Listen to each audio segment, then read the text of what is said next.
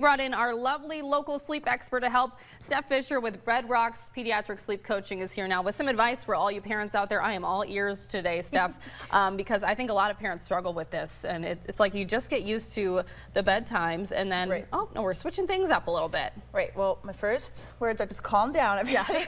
It's not as big of a deal as people make it, and between the two time changes, fall back is worse than spring forward, because then you have kids waking up earlier than you wanted them to. This is actually a great way for a lot of parents who have 6 a.m. like on the dot kiddos to shift that later. So it's not that bad. So everyone calm down, but you have options. So you have 3 choices I'm going to give you to handle it. One is just do nothing, like just essentially wing it. It usually works out better than you think, because the sun, you know, like we get outside, it sets our internal clock, kids adjust. And within a week, you're going to be like, oh, that was not that big a deal. But there are other options if you're a little more of a control freak and you want to actually have a plan.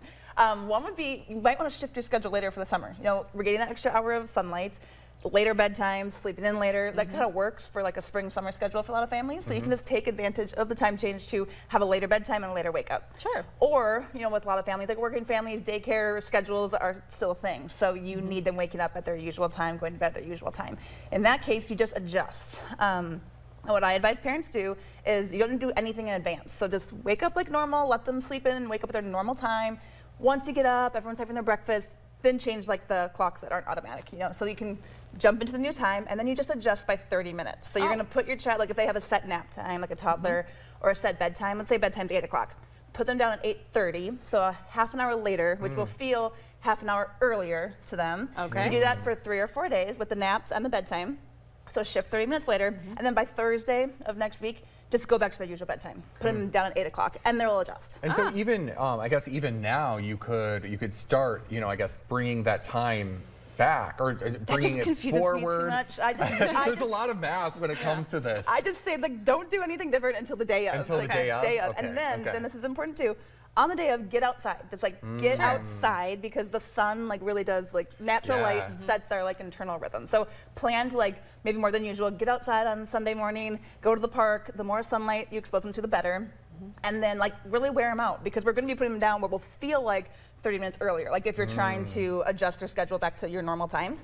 So if you just really wear them out, you know, kids come outside, lots of activity, they'll be a little more tired, ready for that half hour earlier bedtime, which will actually be half hour later. Are you with me still? Yes, 100%. Okay. So I would imagine this affects parents most with that have kids that still do nap time. Yeah, like set naps. So if you have like a younger baby, like like parents like 6 months and younger, they're just like they're going on wake windows, so they don't have to worry about this at all. Sure. They just might need to cap like a nap towards the end of the day, just to kind of, you know, not let the day get too late. But they have it the easiest. It's the kiddos that have set nap times, set bedtimes.